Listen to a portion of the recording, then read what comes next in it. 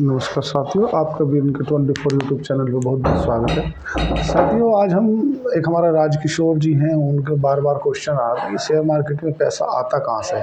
थोड़ा सा इसको विस्तार से समझाइए। देखो क्या है राजकिशोर जी, आप समझो बात को। देखो, शेयर मार्केट में पैसा आने के 5-6 तरीके होते हैं। जैसे लगभग जो ईपीएफ होता है, लोगों की तनख्वाह से जो पैसा कटता है, वो 5% जो पैसा है वो ईपीएफ का आता है। और लगभग 6,40,000 करोड़ वो म्यूचुअल फंड के माध्यम से पैसा आता है। जो एलआईसी होगी, एचडीएफसी म्यूचुअल फंड हो गई, आईसीआईसीआई म्यूचुअल फंड हो गया, एसबीआई म्यूचुअल फंड हो गया, है ना, काउंट म्यूचुअल फंड हो गया, और तुम्हारा निपोन म्यूचुअल फंड हो गया।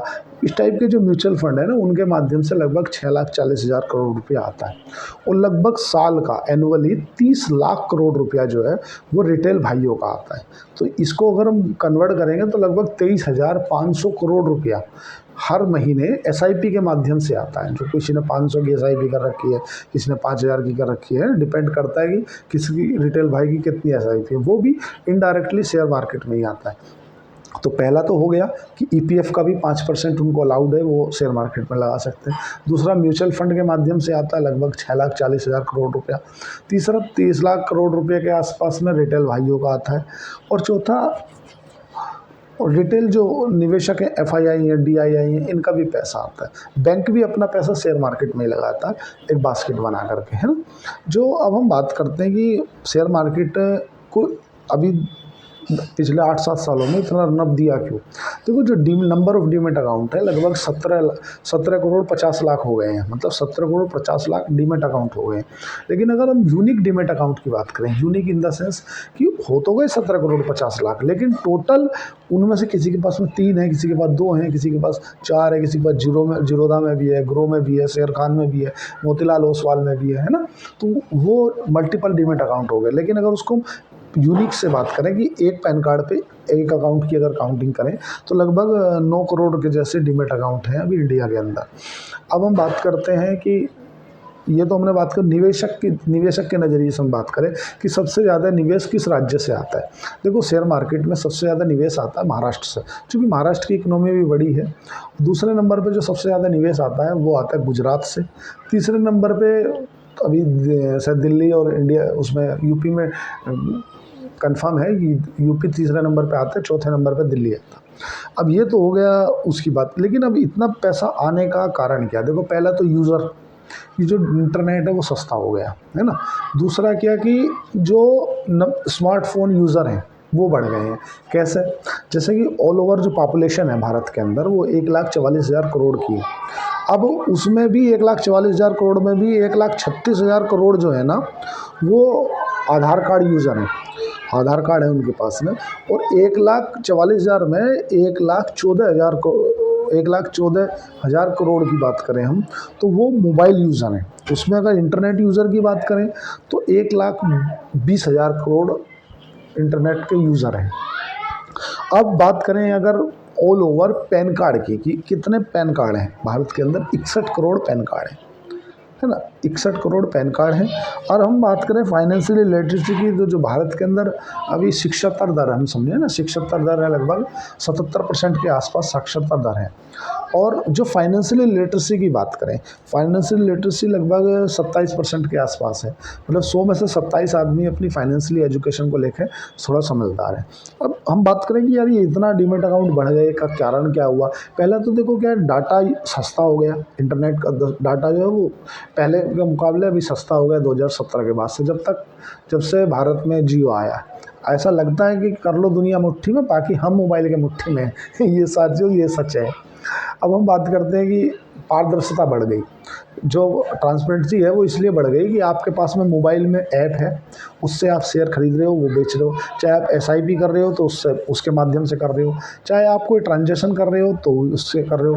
अब हम यूपीआई की अगर होल्डरों की बात करें तो भारत के अंदर 1,40,000 करोड़ में लगभग 50,000 करोड़ 50,000 करोड़ यूपीआई यूज़र हैं।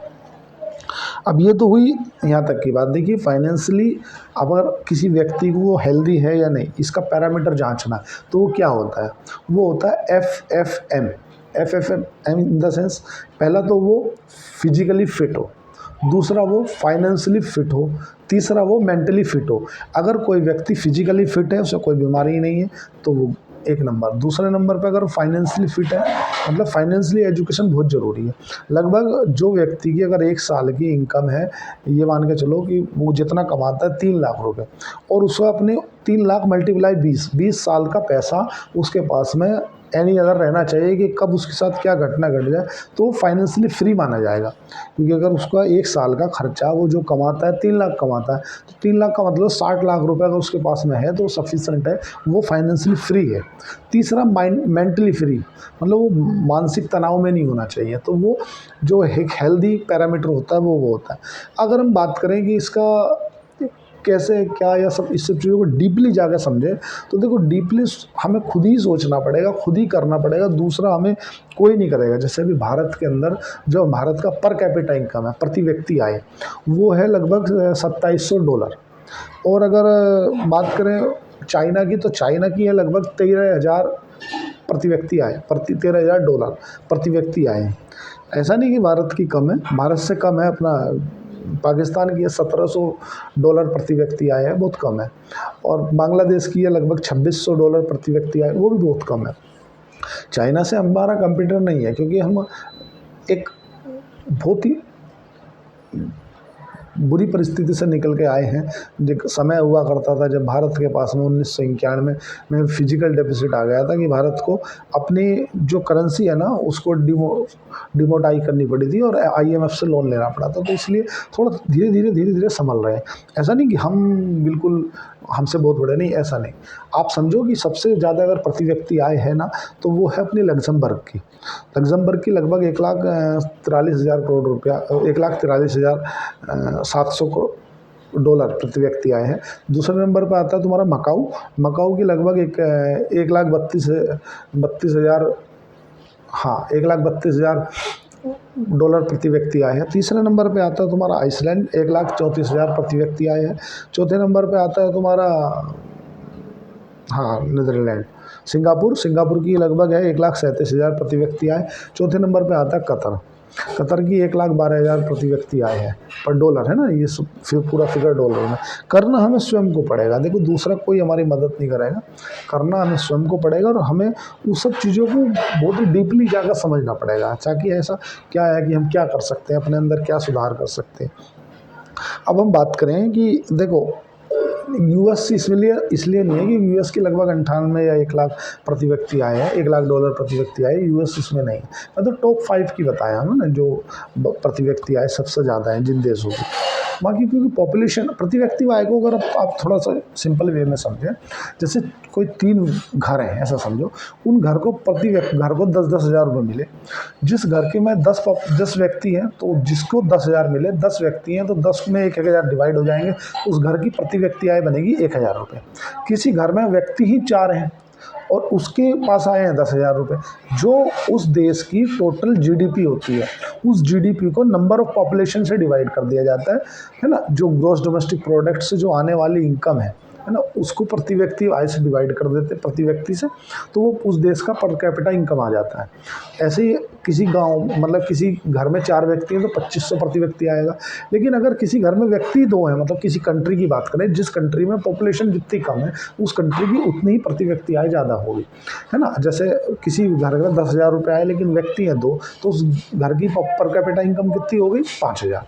तो जैसे भारत की पॉपुलेशन ज़्यादा है, उसके हिसाब से $2,700। ऐसा जो इकोनॉमी को समझते हैं, जो इकोनॉमी के रिसर्चर्स हैं, वो बताते हैं कि लगभग 2047 तक ये मान के चलो कि $21,000 प्रति व्यक्ति आय हो जाएगी भारत की। अब हम बात करेंगे आज का शेयर मार्केट इतना गिरा क्यों। जो सभी लोग इस चीज़ को मेरे पास में बार बार पर्सनली मैसेज आ रहे थे, तो मैं सोचा कि इसका क्यों ना वीडियो बना दिया जाए।